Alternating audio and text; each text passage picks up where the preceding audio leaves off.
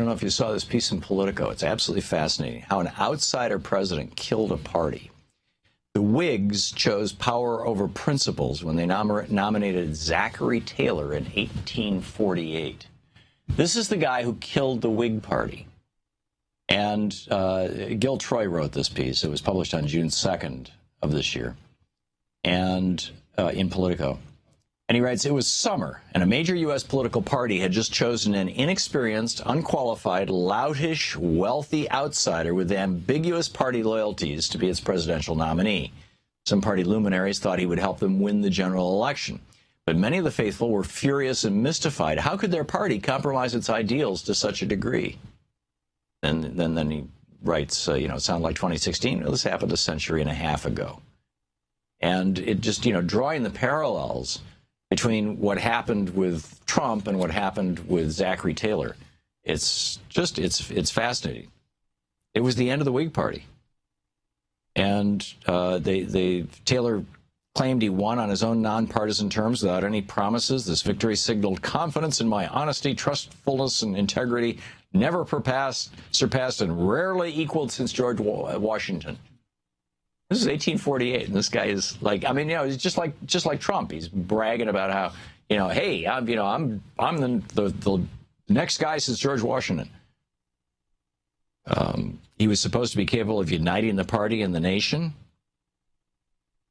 Horace Greeley of the New York Tribune pronounced the convention the slaughterhouse of Whig principles.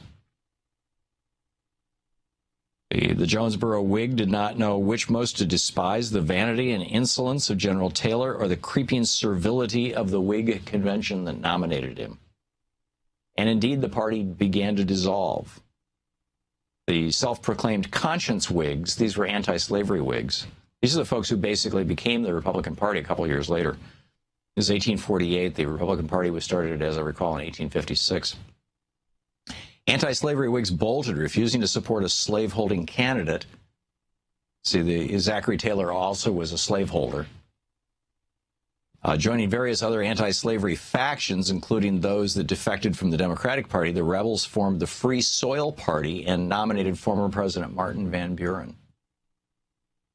Are the Republicans going to do that?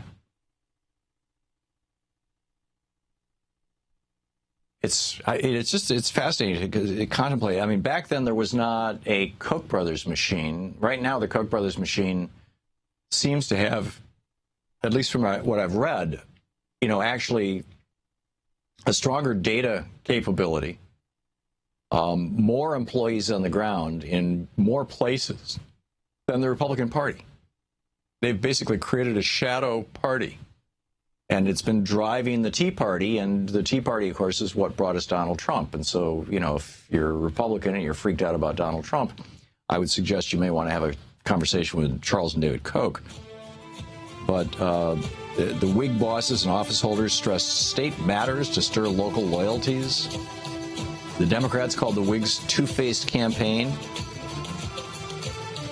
It's a fascinating. Van Buren took 10% of the vote as the spoiler, and still Taylor won, just barely, but he won. We'll be right back. To watch more clips from our programs, hit the Watch More Videos button over here, and please be sure to hit the handy dandy subscribe button so you'll always be up to date. Tag, you're it.